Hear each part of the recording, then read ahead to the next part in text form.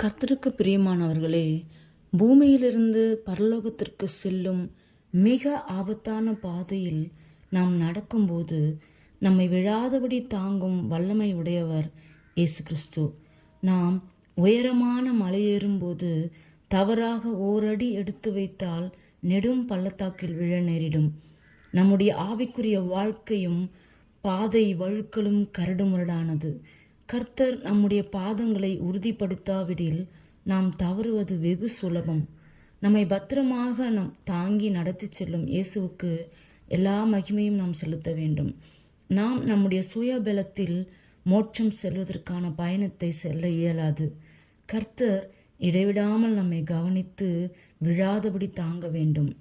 ஆனாலும் பாதையோரமாய் மறைந்து நின்று திடீரென்று நம்மேல் பாய்ந்து விழத்தள்ளவும் நம்மை அழிக்கும்படிக்கும் காத்திருக்கும் விரோதிகளிடமிருந்து நம்மை காப்பாற்ற இயேசுவால் மட்டுமே கூடும். அவ்வாறு வழுவாதபடி காக்க வல்லவரை அனுதினமும் நாம் துதிக்க வேண்டும். நாம் எவ்வளவு பலவீனர்களாக இருந்தாலும் அவர் நம்மை பரலோகத்தில் சேர்ப்பார்.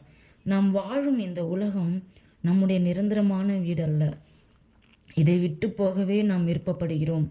ஏனெனில் இந்த வாழ்க்கை மிக கடினமானது. நம்மை இவ்வுலகிலிருந்து பரலோகம் அழைத்து செல்ல முழு அதிகாரத்தையும் உடையவர் இயேசு கிறிஸ்து ஒருவர் மட்டுமே. அவரே நமக்காக நம் விரோதிகளோடு போரிட்டு நம்மை பாவத்தில் இடறி விழாதபடிக்கும் காப்பாற்றி பரமதேசத்திற்கு அழைத்து செல்வார். நாம் ஒருவரும் கைவிடப்படுவதில்லை. கர்த்தருடனே நாம் மகிழ்ச்சியாகவும் பாதுகாப்பாகவும் வாழப்போகிறோம். எனவே நிரந்தரமில்லாத உலக கவலைகளினால் சோர்ந்து போகாமல் நித்திய பரலோக வாழ்க்கையை நினைத்து மகிழ்ச்சியோடு இருந்து கர்த்தர் வரும் நாளை எதிர்பார்த்திருப்போம். ஆமென்.